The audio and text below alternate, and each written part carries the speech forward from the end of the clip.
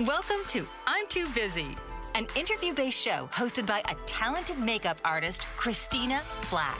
Christina offers viewers a unique blend of personal stories, inspiring journeys, and practical beauty tips. Join the conversation as Christina features successful individuals from various industries who share their insights on health, wellness, makeup, and the keys to their success. So now, please welcome the host of I'm Too Busy, Christina Flach.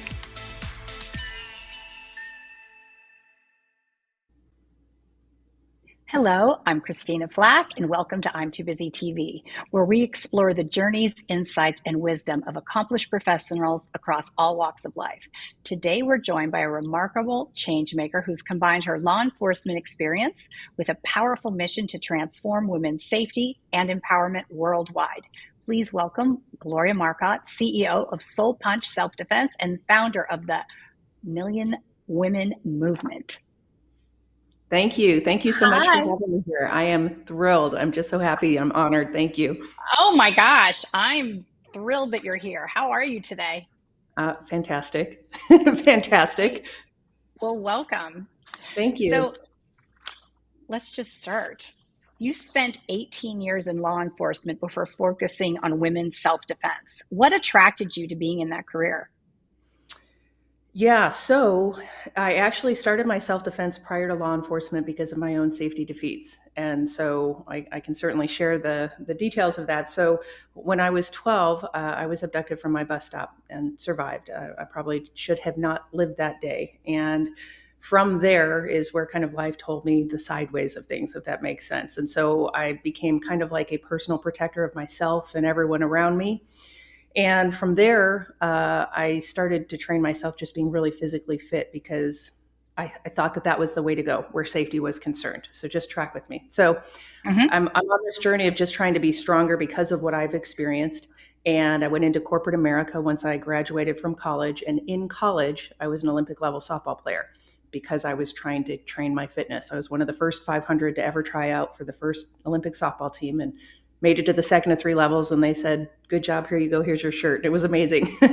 So I went into corporate America from there and had, I will just term it, another safety defeat. Okay, I was at a work environment and didn't think anything of my personal safety, and I went into a safety defeat.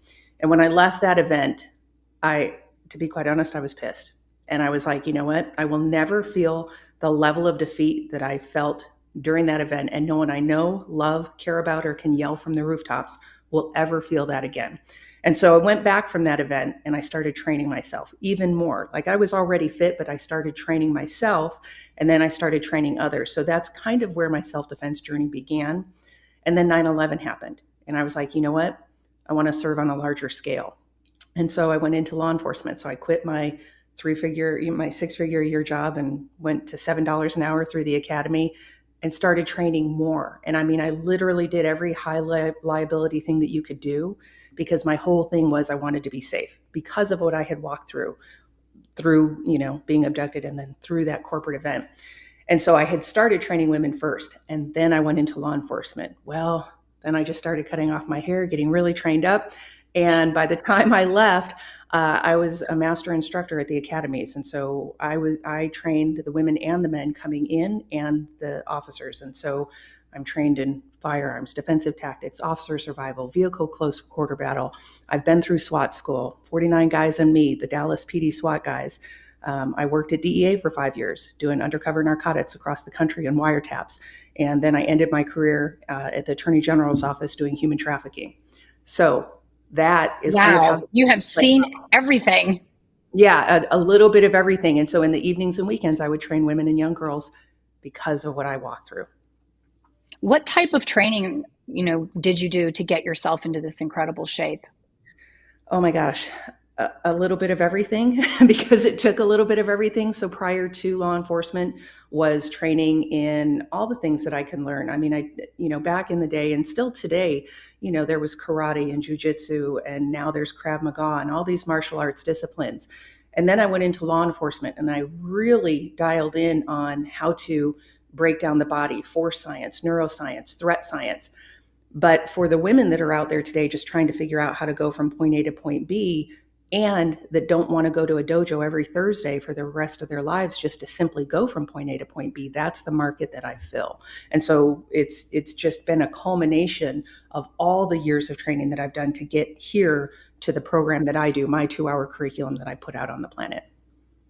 And so tell me a little bit more about that, with who you coach and how you train these people and how do they come to you? Yeah, well, surprisingly, most of them come from TikTok. That's my biggest social platform. And over this past week, actually, I've had a couple of viral videos that have hit 500,000. And I literally have women from all over the country like, please come here, please come here, please come here. So this is how I try to get to the 1 million women and spread that movement, because the vision is to train 1 million women that turns around and trains 5 million other women, young girls, to start changing the safety equation for all of us. And sometimes, like, the world's lost its little ever-loving mind for a little bit right now. And so things are women are stressed, okay? So what I do is I train women in the 2-hour curriculum that I've curated and put together that's foundational of 3 things. Safety, from like a holistic inside-out approach, because self-defense is not just an outside physical skill. We're talking like where soul defense meets self-defense, if you will. Mm-hmm. So we give them foundational safety. Then we go into self-defense techniques that are not martial arts related. And so it's really body mechanics, leverage, breakage points, how to actively stop the action and get away, not to fight through it, if that makes sense. And then the third thing is that we incorporate the Soul Defend Her device. This is our exclusive private label device that incorporates a military grade pepper spray with GPS technology in it, and we advocate for it in the classes. So when you take a woman that is trying to figure out just how to be safe during the day, A to B, and you give her the foundational safety, the inside skills and the outside skills and a tool, she leaves like a force to be reckoned with. And that's what we do. So that's one arm of the business, is just training women. The other arm is me multiplying myself, training trainers. So women train in my curriculum, they certify under me, they stay in their community, and they make the money from it. So there's no better way to know your level of safety skill than to have to train those you know, love, and care about, because you have to know what you're talking about, right? And you have to be dialed in and spot on. You would want to be for all those you know, love, and care about. So they stay in their community, and that's how it starts to reverberate, and they make the money from it.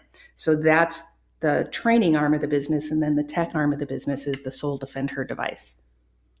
So the Soul device, how do you recommend that people carry that? Like when they get out of the car, they anywhere, grab their handbag and they just carry that with them. You're not being like, oh, hold on a second, I have to get my bag. Right. Well, that's the whole thing. That's it. That's the whole thing. So it's got to be in your hand when that violence of action happens, because otherwise you just simply won't have time to, it just won't serve and do what it needs to do if it's not in your hand. There is a lot of incredible science that's gone behind this. The designers of Ferrari cars actually helped design it, and Bluetooth nominated it as one of the top 20 inventions ever at the time that it was made. So it looks really amazing and blingy. I've got rose gold, I've got metallic pink, and those those are beautiful. Oh yeah, they're meant to look like that, so it doesn't look like anything threatening, right? You've got, so I'll just walk you through it. So yeah, tell me, I want to hear it. Yeah. So this hand strap's on there so that it's in your hand when you need it, going from point A to point B, because let me tell you the science behind it. Typically, you have 7 seconds to change somebody's mind, whether they pick you. The FBI did a national study of the most violent offenders. You have 7 seconds, and within that 7 seconds, you've got 3 to 5 seconds to solve the problem right now, okay? So that problem solve is either going to be your hands and hope you're definitively trained, or it's got to be a tool. And when size and strength are missing, you need a stopping action. Okay, so is the stopping action going to be hand, stopping action going to be a tool? So this tool is made to be in your hand when you need it. And although it looks really blingy and cool, the functionality is the ridges on here are meant to cinch it on smaller hands. So the strap goes up and down and cinches on the little grooves, or top to bottom, okay? So it stays in your hand when you need it, doesn't fall off in that event, okay? It's also made of polycarbonate. And you're like, well, what is that? Well, that's the same thing as NFL helmets and bulletproof glass. So it takes a punch and it force multiplies whatever you're going to choose to do. So and I don't know what that will look like for what women encounter, but what I do train is you're either going to strike and spray, or spray, move, strike, whatever that looks like, whatever your situation is. But now you have an impact tool. So it's in your hand. And you have a plan. and you have a plan. It's also got 150 lumen light on there that's meant to disorient or light your way at night. And then the GPS is on the bottom. So if I put my thumb in here and activate it, maybe I'm worried I'm being followed and I hit the silent alert, or whether I put my thumb in and spray all the way down, that canister goes and hits the bottom Bluetooth, goes up to the cell tower, and it notifies anyone within a mile of you that has the app downloaded that you're in danger with your coordinates on a map. And then from there, they can come, they're within a mile. They don't even have to know you if they have the app downloaded. So they're your good Samaritans to help when you're going through the worst event in your life. Or they can call 911 and give them your coordinates. And that's anyone within a mile. But it will also go to anyone in the world that you know that's on your contact list. So it's like the technology behind it. There's nothing out there That like is it. remarkable. I have never even heard of something like this. And here we are. And here we are. So how much does this sell for? $99. And well worth it. Yeah. And when you check out, you can make payments on it if you need to. $99. And everything's under the thumb. That is the mad science behind this, because it's very easy to manipulate and it's an autonomic response to an attack. So instead of cycling through everything that you have to process when that happens, you've got an autonomic response. Somebody gets in there, they break your barriers and your layers of safety that we teach in our training, spray, done, down. It goes in their eyes, nose, and throat. It's 2 million Scoville heat units, which is just not pleasant. You can't see, you can't breathe. Okay. We just call it not pleasant. So look it up, 2 million Scoville heat units. It does what it needs to do. It's got a documented 96% stop rate. So when you have people, I can only imagine that, certain women will go into your class and are intimidated, or I'm not aggressive. I've never fought. They must feel really uncomfortable. And you must have amazing stories of people that are these women that look very meek and mild and turn into animals. Have you had that situation happen? Yeah, yes, they're forces to be reckoned with by the time they leave. And I have had women come to the class and tell me, like, this class, I've gone to many other classes, but with your class, I was actually able to feel comfortable enough to do the things that I need to do to be safe. And that means the world to me, because that means that it's working. And the reality is, we train a class that's by women for women, just because there's a level of bonding that happens that doesn't exist when a man is present. This is not a man versus a woman thing. This is just the reality. Give me an empowered woman that walks the planet the way I walk it, and that's who I want to learn from, that because she understands and she knows. And so we start the training very friendly, and then we amplify it and succeed, and amplify and succeed. And so by the time they leave, yeah, they are set. Have you taken other classes? Did that inspire you? Yeah, I mean, your class the way it is, or what is the difference between your class and most other self-defense classes? Well, 95% of the women's self-defense market is taught by men. And what I personally experienced, the last thing I wanted to do was, not only was I offended and received that from a man, I didn't want to have to go to a man to have to feel safe.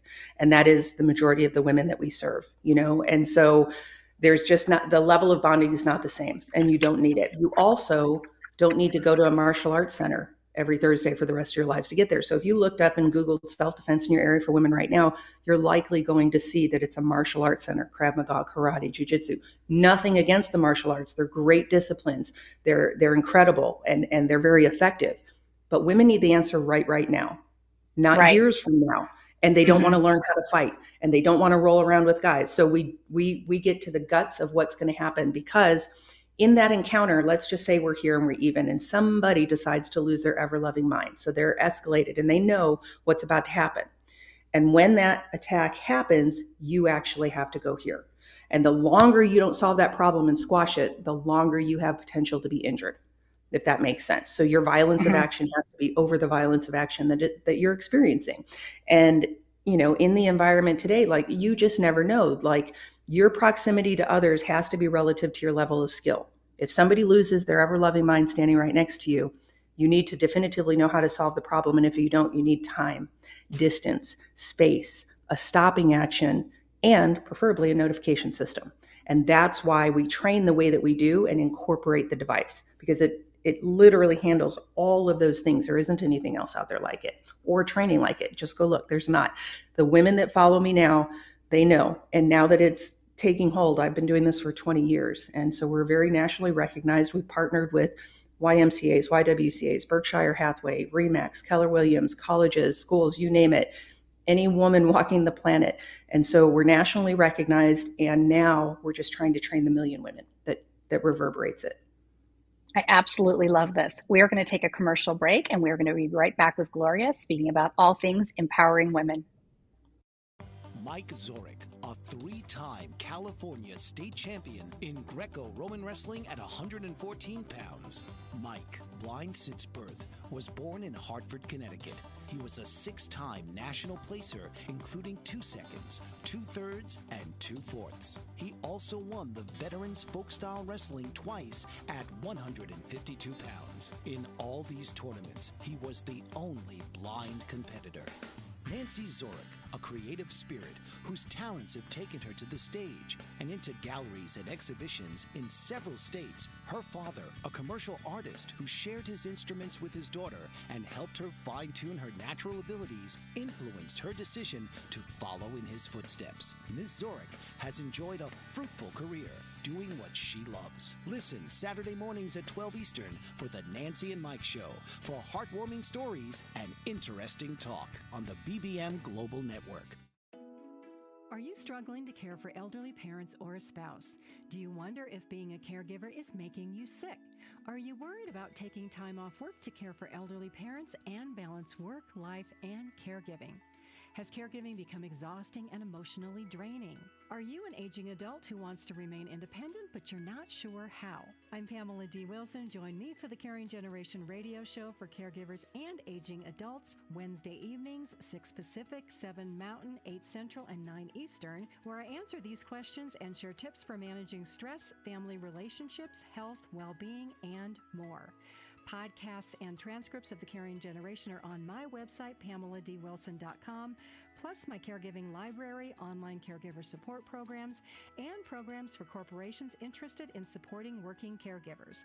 Help, hope, and support for caregivers is here on The Caring Generation and PamelaDWilson.com. Hello, I'm Christina Flach, and we are back with Gloria, and we are going to be chatting about women's self-defense. So through Soul Punch, you're not just teaching physical defense techniques, but also empowerment. How do you balance these psychological and physical aspects in your training? And do you think a person's confidence shows when they're walking down the street? I think we change the way a woman walks down the street entirely when she gets done with our training, because it is an inside-out equation. And so how do we do that? Well, on multiple levels. I have a private Facebook group of over 1,400 women, and we're in there actively supporting one another.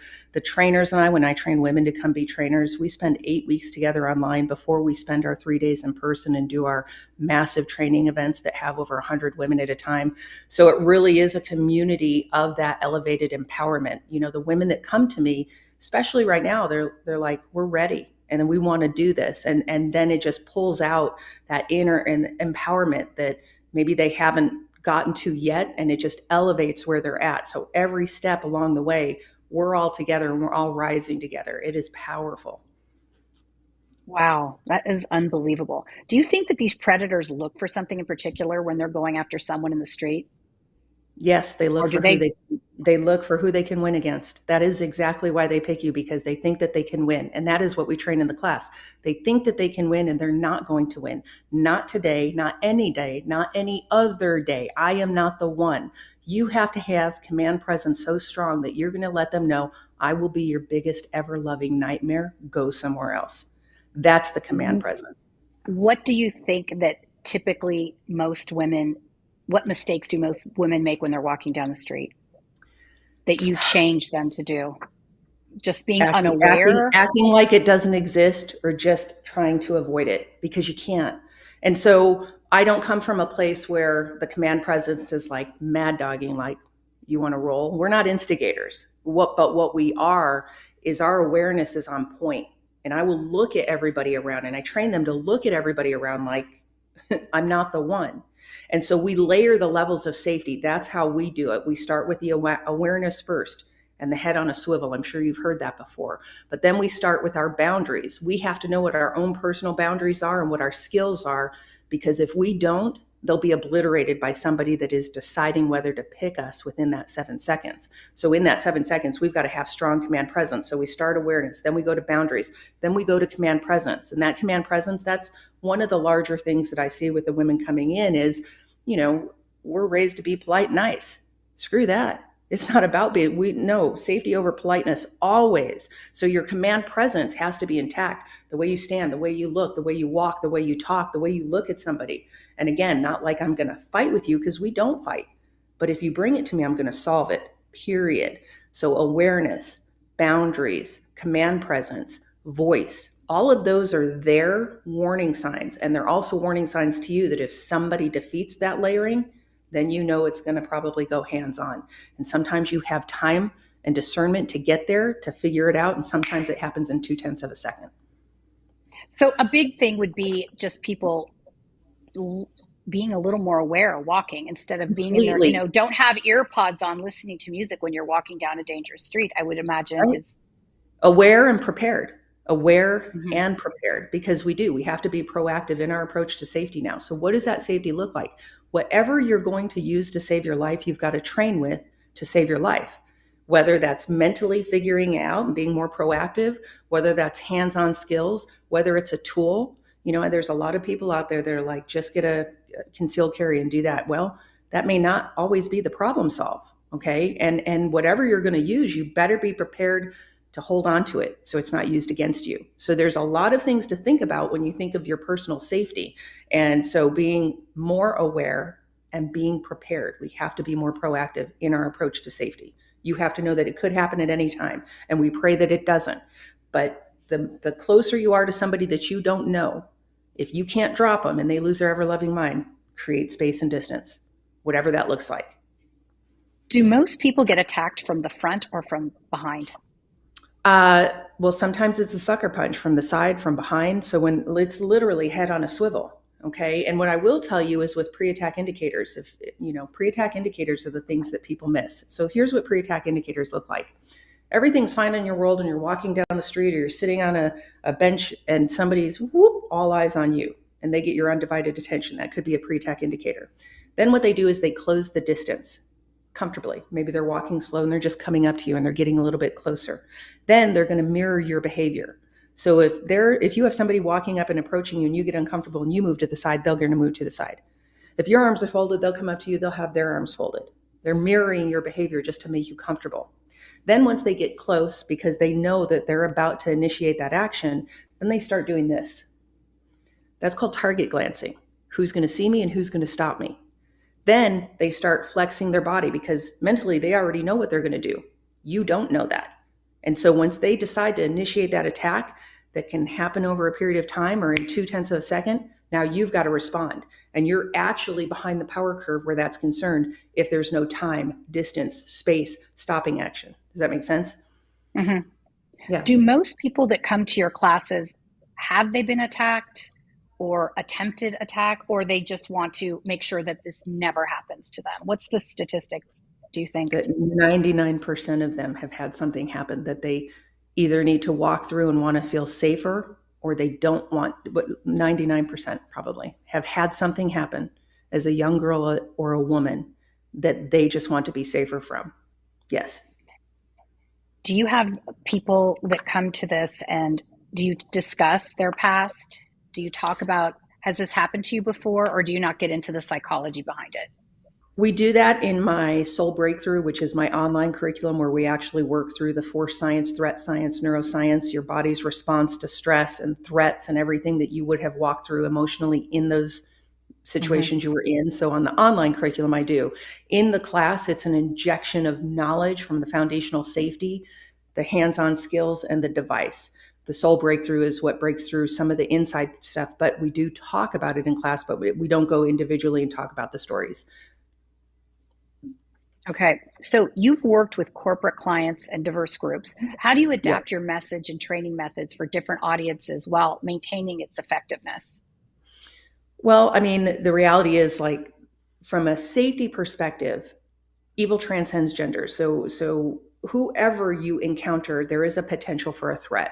And so in your proactive approach to safety, there are just mechanical things that you have to do as someone walking the planet differently. And that is very easy to train across a broad spectrum. Okay. But if they're younger, well, then the verbiage changes a little bit. If they're older, then the body mechanics and things change a little bit. If it's elderly, which we have done as well.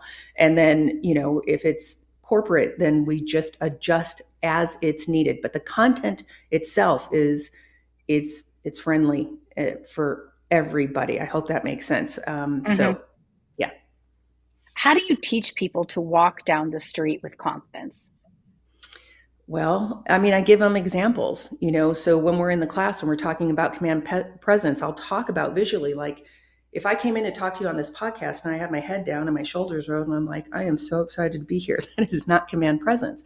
But if I had to take you and I had to put you in an intersection like we used to do in law enforcement and you had to direct traffic, well, I stick you in the middle of that intersection, you're going to stand a little bit differently. And if there's a car coming straight at you, your voice is going to be a little bit different. So we start initiating the things that are going to get there. So from a command presence perspective, I give them a visual of what it should look like and display that. But then I help walk them through it. So it has to do with like how to stand, how to move your body, how to yell, where it comes from, not from your throat, but from your core. So you can get the injection of oxygen into your brain so you can think through that event. So we do some yelling, then we do some striking on the back because sometimes you just got to hit stuff to figure out what you're going to do. And so there are all of these parameters. So we start getting a little bit louder. We start getting a little bit more physical. And it's a little bit of stress inoculation for someone that's been through it, but it's a friendly stress inoculation. And that is how the Navy SEALs train. You ramp it up and you succeed, and you ramp it up and you succeed. And that is what we do. What is the biggest mistake most people make walking down the street or walking through a parking lot? Not being prepared. Well, look, if you don't have to be in that situation, don't. Also, don't think that nothing's going to happen. There always is the potential for it to exist. And have a plan. Be prepared. If you're going to walk down that street, does somebody know where you're at? Is it lighted? I know it's horrible that we have to think of these things, but you do have to think of these things. You have to prepare differently. Okay. What's the route I'm going to take? Are there violence of actions that happen all the time there? Could I go a different route? Could someone be with me? Could I be on the phone with somebody? Do I have a stopping action if somebody loses their ever-loving mind? And what is that stopping action? Am I trained enough with my hands that I can solve the problem if somebody does that? And if not, do I have a tool? And what tool am I going to use that's going to help me? This one, right? So you just have to prepare differently. That is the biggest mistake, thinking it won't happen or just trying to avoid it. We just can't do that. I don't know how anyone, especially right now in this environment or this climate, can think that there is no, possibility that anything's going to happen to you.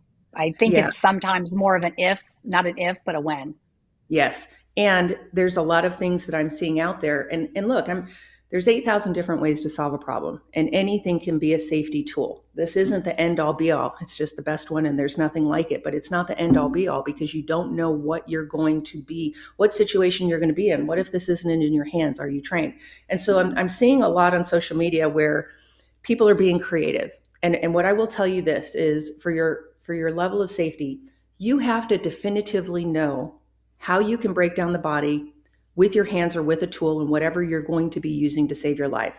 So if you're watching something on TikTok per se, and someone's like, well, just get the ear and crumple the ear and then you can break the ear. If you don't rip the ear off the head, you're going to get knocked out. Do you see what I'm saying? And so there's just some things where they're like, well, just get some pokey things and put it in between your fingers and crack. Excellent. But whatever you do it times 8,000 and we'll call it good, because otherwise you're just in a fight. Does that make sense? So we don't want to fight. We want to problem solve immediately. And that's what we train.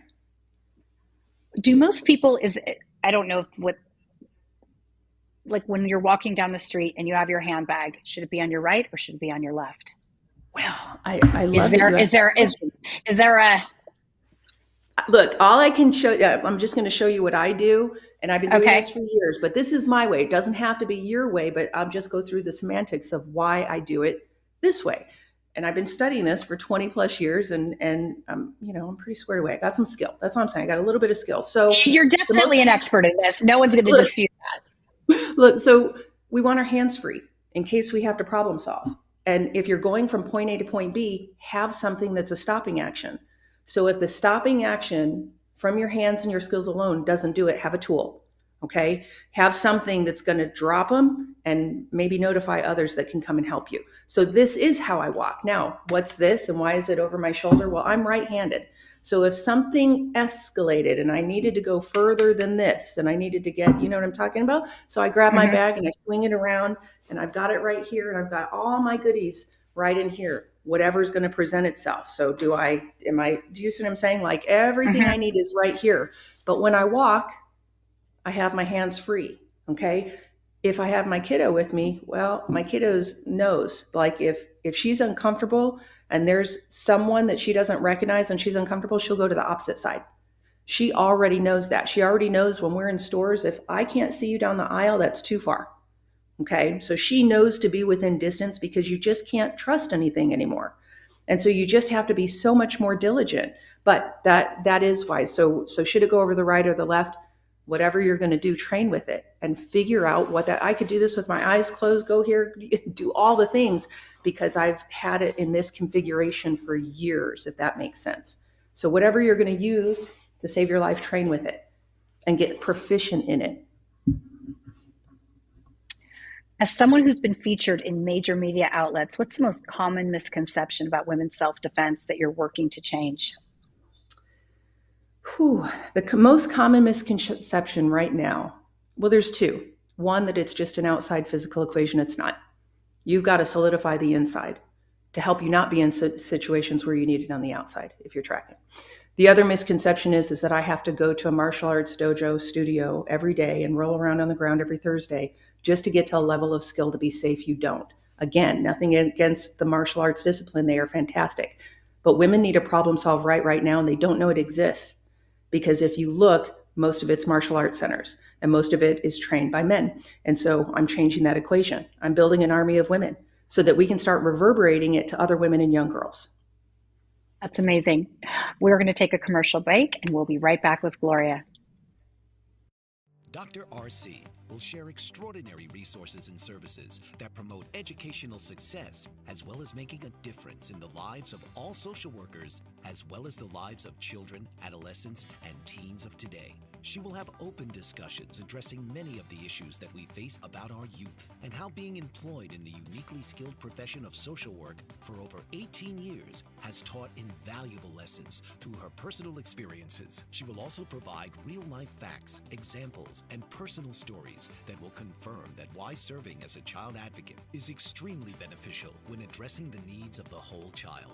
Listen live to Dare to Soar, Saturdays, 10 a.m. Eastern on the BBM Global Network, and tune in radio as Dr. RC will provide thought-provoking information that will empower, encourage, and strengthen students, families, and communities across our nation. You can also visit her at soarwithkatie.com. Author, radio show host, and coach John M. Hawkins reveals strategies to help gain perspective, build confidence, find clarity, achieve goals. John M. Hawkins' new book, Coached to Greatness, Unlock Your Full Potential with Limitless Growth, published by iUniverse. Hawkins reveals strategies to help readers accomplish more. He believes the book can coach them to greatness. Hawkins says that the best athletes get to the top of their sport with the help of coaches, mentors, and others. He shares guidance that helps readers reflect on what motivates them, rediscover and assess their core values, philosophies, and competencies, find settings that allow them to be the most productive, and track their progress towards accomplishing goals. Listen to John Hawkins' My Strategy, Saturdays, 1 p.m. Eastern on the BBM Global Network and TuneIn Radio. Hello, I'm Christina Flach. Welcome back. And Gloria. So tell me a little bit about your product. I find it fascinating because I've created my own products and I know how long it takes. Yeah. What was the process like for you? Yes. So I'll give all credit where credit is due. So the original makers of the product is Tiger Light. And I just happened to be the woman 20 years ago that was like, hey, I teach women's self-defense classes. I saw that product is a military law enforcement company. And so when I saw the product and then I was training women, I was like, I think that might work. And so I reached out to Mike Teig, who's the owner of Tiger Light, and we have had an amazing relationship ever since. And now 20 years later, We are your exclusive private label. We're rebranding it under what's called the Soul Defend Her with an H. And we're just going to take it to places that they hadn't gotten to before. So we've had an incredible partnership.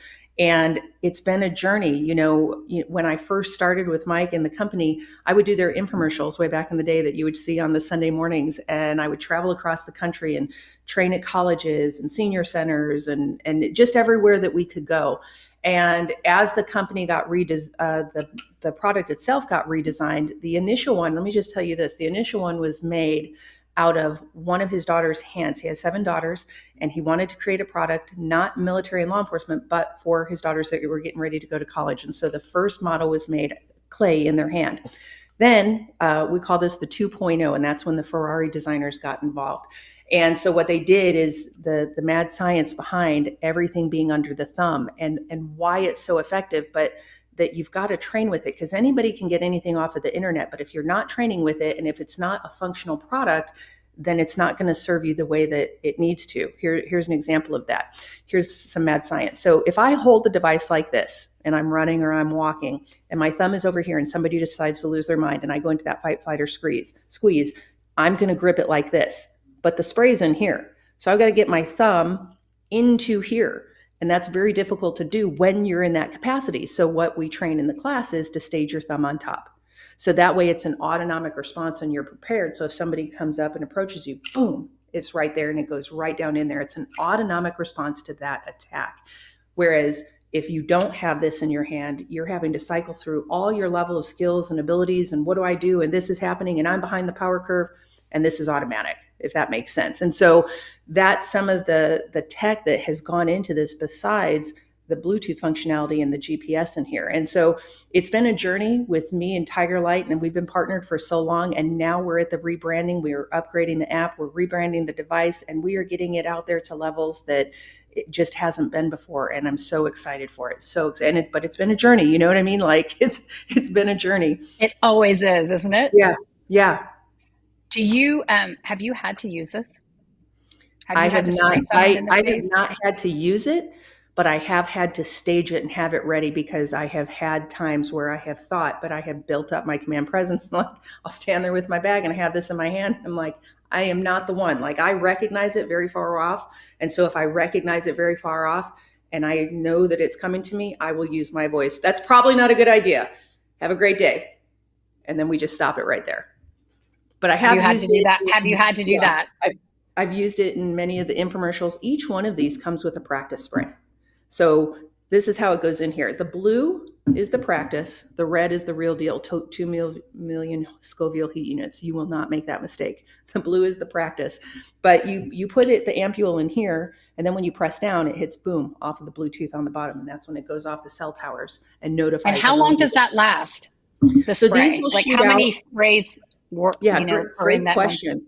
6 to 8 bursts. So it's meant for multiple attackers, because you have to plan where there's one, there's two. That is the plan. Mm-hmm. So, when your thumb's in here, psh, psh, psh, like that, and you'll get 6 to 8 bursts. Or if you're in critical incident stress and there's one, psh, they get all of it for 6 to 9 seconds. We had a couple of girls that were 16 and 17 years old, probably, this must have been 10 years ago or more.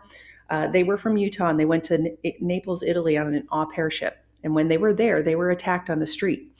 The one girl had her phone and was looking and navigating down the sidewalk, trying to find the host home. And the other girl had the device in her hand. It started to get late. She's like, I'm just going to put this in my hand. Well, as they were walking down the street, the attacker came and grabbed the gal with the phone in her hand. And the force was so strong, it broke the faceplate of the phone.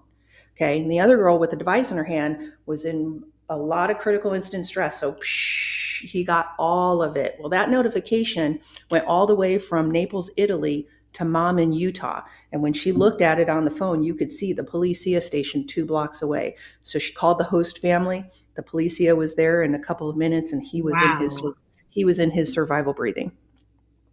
That's unbelievable. Yeah. So the name Soul Punch is powerful and unique. Can you share the story behind it and how it reflects your organization's mission? Yeah, I can. So, my company initial name when I created it 20 years ago is Defense Concepts. I was like, that's a cool name, Defense Concepts, LLC.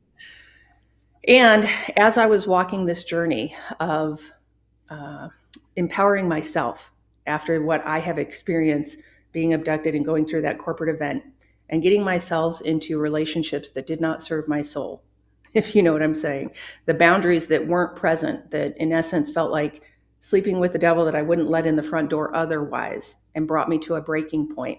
And there was a point where my divorce attorney said, for what you do for women on the planet and what you serve in law enforcement, you are one of the biggest emotional domestic violence survivors I have met. Oh, and that kicked Wow. me to my soul. And I had to listen, because the reality was, remember when I started the story, I started training myself physically on the outside because I thought that was going to protect me. Like every day, I trained for softball and as an Olympic level athlete. Every day, I did pharmaceutical sales and I made over 100,000 a year. And every day, I did nothing for my personal safety. And when I needed it the most, I had no resources to pull from. And so when she had said that, I was like, wow, I'm only training women halfway, just like me. And I remember telling her, I was like, man, usually I arrest people that kick me in my soul, but like, okay. And I went home that night. And that night I changed the name of my company to Soul Punch Self Defense, like, because it literally kicked me into my soul. And I started changing entirely differently. And that's that holistic internal approach, because when you command yourself on the inside and you train yourself on the outside, nobody can touch you. You are a force to be effing reckoned with. That's where it came from. Wow. Yeah. You've spoken to countless groups as a keynote speaker. What's the one message that you find resonates most strongly with your audiences? And how have you had to pivot during your career? I think the message that resonates most, well, the message from the get is, my name is Gloria Marcott. I'm here to train 1 million women and help you command your power and safety, period. Right? But the boldness of that statement is no easy feat. There is no other woman that's trying to train 1 million women that's going to turn around and train 5 million other women and young girls in their power and safety, first and foremost. And the other piece of it, to be quite honest, is just being vulnerable in what I walked. It was a hard road to get to where I was, and the commitment to never being in those situations again and having to fix that for myself, and the intense, like, this is the only reason I'm here on the planet, is to serve in the way that they never have to go through anything I have ever gone through. And I'll tell you right now, I thought when I started this journey and started training women and started making them fit and doing all the things like and strong, that was it and that we were going to get there. But then I had my daughter. Whew, I thought I was strong before. I will burn the earth down, you feel me, so that she never goes through it. And so it just hits different. And so it really wasn't until this past couple years that I even started speaking on any of it.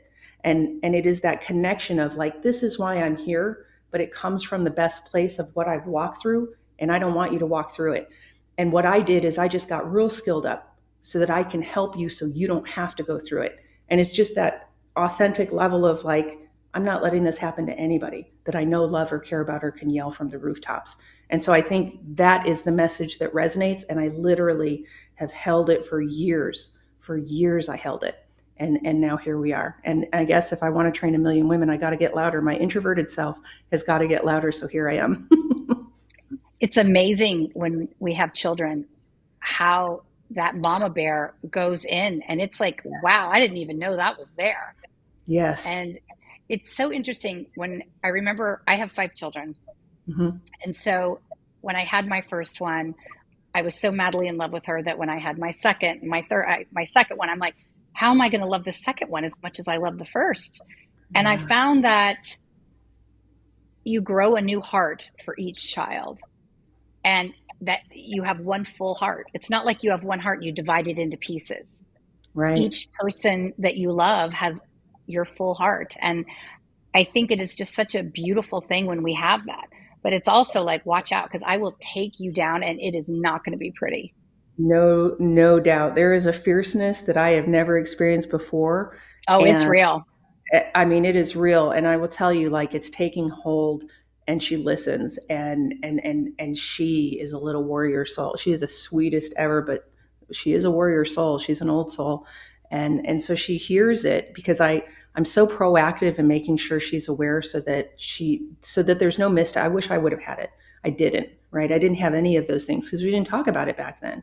We weren't trained. We didn't prepare. Like in my home, it wasn't that way. And so I'm trying to give her every opportunity. And so I'll even have these talks with her because, I tenderly share the real of it when she is open to it. And I do ask her those questions like, do you want to talk about the things? So she very much uses her voice. But when I'm trying to be really cautious, like, okay, or like we're talking about spendovers or the bad touch, no touch, like, and she's like, Mama, I've been raised with soul punch my whole life. I'm good. She's like, I can teach this better than you. So just stop. Like the relief in my soul, but I'm always like, I've got to do more. I got to do more. And, so there you go. So it's taking hold, and I just pray we keep moving forward in that way. Looking at the current state of women's safety globally, what changes do you believe are most crucial in the next decade? Oh, man, that is a full-pronged question, but the reality is that we need an army of women that walk the planet differently and in a stronger fashion so that it takes hold more. Right. And so it's not just talking about it, it's actually doing something. That's my piece anyway, my humble piece that I submit to this equation because it's such a full pronged approach. There are so many women that are taking action on many different levels. My piece is let's empower us from the inside out so that it changes us, because we can't rely on what somebody else does or whatever the rules are. What we can do is rely on ourselves and just come from a different commanding presence self to help walk through the planet, because it does reverberate. Because when you walk different, the person next to you walks different, and the person next to them walks different. And so just commanding yourself on an entirely different safety and power level, period. And then bringing an army together. Because when you get to 8.4 million women, based on how many people live on the planet, that's when it tilts. So I know I tell you 1 million, but what I really mean is 8.4 million to make it tilt. We're going to get there. We're going to get there. Do you think your approach to empowerment and self-defense has evolved based on the feedback and experiences the women you've trained? I'm sure you learned so much from all of them. I mean, I know that anytime I have an experience with someone, we learn, and it's always surprising who teaches us what, but there's always something to be learned by everyone that we encounter. Oh yeah. I mean, it's always a learning process, and I'm humble enough to submit I don't know the most, but I do have a lot of it very well figured out for the piece that I contribute. And so the learning pieces are, you have to be open to the feedback, always, always, always. And you have to be able to pivot and move with them and take that feedback. And so there's, foundationally, what has been the biggest shift? Just so many things, like even in just my train the trainer program and trying to create more trainers on the planet and how to do that more effectively. And I'm talking just the nuances of running a business and making it more systematic so that it's not overwhelming for them, not overwhelming for me. Like, how do you get to 1 million women? Because if you go to my TikTok right now, everyone's like, come here, come here, come here. There's one of me. And so systemically, the people that come, they have to be trained efficiently. I have had to be more efficient in my approach to the training. So it's dialed in and it gets it done. But then for my trainers too, so that I can get more trainers out there. So that's such a full pronged answer, but you just have to be able to be flexible and navigate and take the feedback. There's nothing, it's not personal. It's just, we got to get to work. What do we got to switch? What do we got to fix? And let's keep going. What is the biggest lesson that you've learned from some of your clients? That my vulnerability matters. And I will tell you, as a law enforcement officer for 18 and a half years, that was very hard to reach, right? I didn't have any problem commanding my power physically. I am solid. Like when I look and I see someone big, I'm really looking at them like this is a good time to practice. But that vulnerability and connection, that's what they help me with. Because when they feel that connection, they shift, and it creates that, like, it's our soul tribe. And I have had to open myself up in that way to reach them on a different level. And was that hard for you? Oh, yeah. Yeah. Yes. Yeah. You're trained to be the fierce force of the work, especially with the 18 and a half years law enforcement. And then I run this women's safety company, and you're force and fierce. And my women teach me how to be vulnerable and strong. at the same time, that peace and fierceness and fun and laugh. And sometimes when you're head down as you're trying to problem solve all the world's problems, you forget that. And so it's an active progression of, they help me as much as I help them. Did you feel after 18 years in law enforcement that you just looked at the world so dark and negative? Was that hard to keep like at bay when you don't want to look at the world that way? But do you really see how do you look at the world? Do you just see it as this dreadful place? No, I don't see it as dreadful. I'm always hopeful, but I am realistic. Like I know what evil exists, and so when I You say I'm see an introvert, I most mean, people haven't, yeah. right? The things you see, And most so people when I haven't. try and encourage them in their safety, it's because I've sit in the parking lots and I know, because you can't unsee what you know is a skill to see evil.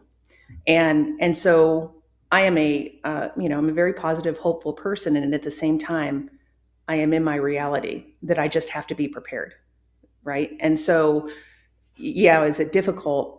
Yes. And when you're trying to impart that on someone that just doesn't have that level of awareness, like it just takes a different conversation. So yeah, it's hard, and you do see things different, but I don't come from gloom and doom. But that's why I say I'm kind of an introvert until I get out there and I do the keynotes and I do the trainings and I do these over 100 women. But otherwise, I like to be in my nice, safe place because I know what I see when I'm out there, because you can't unsee the training that you've gotten. Does that make Right. sense? So I Yeah. see it everywhere. And so that is why, I'm a people science per, I break them down. I already see it. I've seen it 20 steps ahead. I tell my daughter, go here. So my brain is always working and planning. And it's not because I live in fear. It's actually because I live in a level of preparedness that keeps me calm. We will be back. We're going to take a quick commercial break and we're going to be chatting more with Gloria. Are you struggling to care for elderly parents or a spouse? Do you wonder if being a caregiver is making you sick? Are you worried about taking time off work to care for elderly parents and balance work, life, and caregiving? Has caregiving become exhausting and emotionally draining?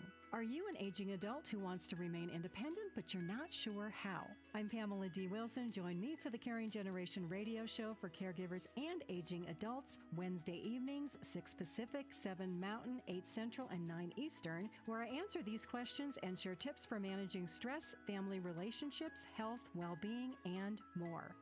Podcasts and transcripts of the Caring Generation are on my website, PamelaDWilson.com, plus my caregiving library, online caregiver support programs, and programs for corporations interested in supporting working caregivers. Help, hope, and support for caregivers is here on the Caring Generation and PamelaDWilson.com.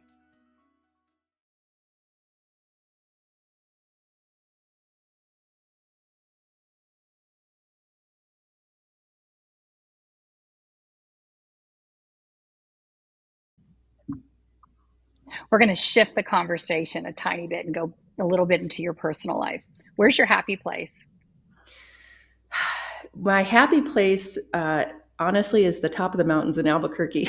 I like to go hiking, and I like to be outside, and I like to be as high up, close to God and the universe as there is. So I like to go to the top of the mountains. Do you have a certain diet or exercise program that you're doing at the moment? I don't have a particular one I'm doing at the moment. I just try and be very conscious of, what I'm taking in, and just making sure I have some sort of activity. Doing the training that I do, I get out there in spurts. And so in the in between, and actually running the two businesses now, man, I find myself at the computer a lot. So I've had to adjust that as well, because what I don't want is just to be sitting at a desk. So that's why I'm like talking to you now, and I've got the tall desk, and I've even gotten the little treadmill. So like anything that I can do to just maintain my activity in Movement. between the trainings, and Yeah. then just be conscious, that's what I'm incorporating, because I need to, and two, that is my happy place. Just like being able to move, being active, like that's just me. What do you do when your day isn't flowing? Honestly, I like the quiet. Like I have no problem sitting in the quiet, because usually I'm going and going and going, and my brain's going, how can I help? What do I need to do? How do I get more? How do I reach more? How do I make it more efficient? That doesn't stop. It's all the time. And so when I do have time to me, I like the quiet. I like to decompress. And honestly, I think my biggest transition in the things that I've walked through, and the internal pieces, is going inside. Like I'm not reaching out for all the answers. My soul knows, and I'm going inside and I'm listening. And so I like the quiet. Have you ever thought of writing a book? Oof, great question. I have had this in mind for the past 5 years or more, and it's no easy feat because it's in there. If I could get it out of there. And so yes, the intention was to write a book, but man, it's like getting here to here. It's a little difficult. It's not as easy. It's not as easy. What's your favorite quote? My favorite quote: "Woman must not depend upon the protection of man, but must be taught to defend herself." Oh, that's a good one. Yeah. Are you a morning or a night person? Oof, I'm a night person. When I was in law enforcement, I worked graveyard shift often, and so I'm a good night person. I like to be up late. What would you tell your 15-year-old self looking back? What would you say to her? Just openly and honestly, I'd be like, you're going to have to pay attention to who you're with and what you're doing. Take no shit. Get better boundaries. Bolden up. Take care of that inside. All those things. I'm not angry about what I walk through, but what I have learned to do is to listen and be guided by what I know is more commanding presence. Ooh, if I could have just commanded my presence differently, I think it would have saved me from a lot of things, and to a degree, me and my kiddo. And so that empowerment on the inside probably would have secured a lot and made things and situations a little bit different. Do you think your parents prepared you for these things, or do you think it was just not spoken about protecting yourself? Well, it wasn't spoken about, and it was a different time. So I don't get angry about it, but I'm vocal about it for my daughter. And so I wish I would have had it. I didn't. It didn't exist. So I'm sure that, and I ensure that she gets it so that she understands, but not in a scary way, in a way that's just a matter of fact, like, baby girl, this is what you got to pay attention to. And I wish I would have had that, because maybe that day when I was 12 would have been different. Do you forgive the person that attacked you? I wouldn't go that far. I mean, I don't think you can forgive that type of thing. I mean, you don't forget it, you don't forgive it, but you just, how do you kind of deal with that emotion that you felt? Like, do you try to forget it, or do you acknowledge it frequently? I think the work that I do, and it is what I teach in my training, is I have moved my body to move my mind, and I have worked through the trauma of that event. Do I forgive it? I wouldn't say that. Is it where it needs to be here? Yes. Have I worked through it by physically empowering myself so that I'm not who I was back then? And if I would have known then what I know now, it likely would have been a different outcome. But it is, in essence, what it is. And I've done that work. And I think the continued work allows me to stay in that space. But the event itself, it's not something I think about every day. It's something that happened. It's something that shaped who I am today and what I do and why I know why I'm here and what I'm doing on this planet. But it goes to a place where it's okay. It's fallen off. It doesn't have a hold on me. I have a hold. Yeah, you're in a healthy place with it. Absolutely. Yeah. What have I missed talking about today? What would you like to share with people? What should people know? I think people should know that as a woman walking the planet, we know that we walk it different. And so we have to prepare different. And there is a difference in women's safety now than there was before. And to a degree, it feels like a little bit we're going backwards. And I need you to know that there is a company out there committed to you that is, the whole goal is to make you and your loved ones safe, and that it exists. Because if you look right now, we're just getting out there and you don't know we exist. We're here and we're not going anywhere. We are going to train 1 million women that turns around and trains 5 million other women. And I need an army of women. So if that's you and you're interested and you want to train others, reach out to me. If you want to learn to be safer, reach out to me. If you want to be a trainer, reach out to me. If you want a tool to walk the planet different, reach out to me. Just know that we're here and we're going to get to 1 million women. We're going to have all your contact info in the show notes. I can't thank you enough for being here. You've inspired me to like look at things differently. So I thank you for that. I'm going to be buying this for my daughters and my nieces. And I think I just think your life's work is so important. And I thank you for that. Thank you. I appreciate you. I appreciate you letting me be here. And this is how we make it reverberate. And that's what it's about. So Definitely. thank you. Thank you. I want to thank my amazing team for making this show possible. Maya, Avery, and Dan for engineer. And to he who shall be nameless, thank you for making me smile and laugh every day. I'm Christina Flach. I'm too busy, and I'll see you next week. This has been I'm Too Busy with host Christina Flach. Tune in each week as Christina approaches the concept of success holistically, recognizing that achievement is not solely measured by financial triumphs, but also by maintaining a healthy work-life balance and focusing on self-care. Wednesdays, 7 p.m. Eastern on the Bold Brave TV network, powered by B2 Studios.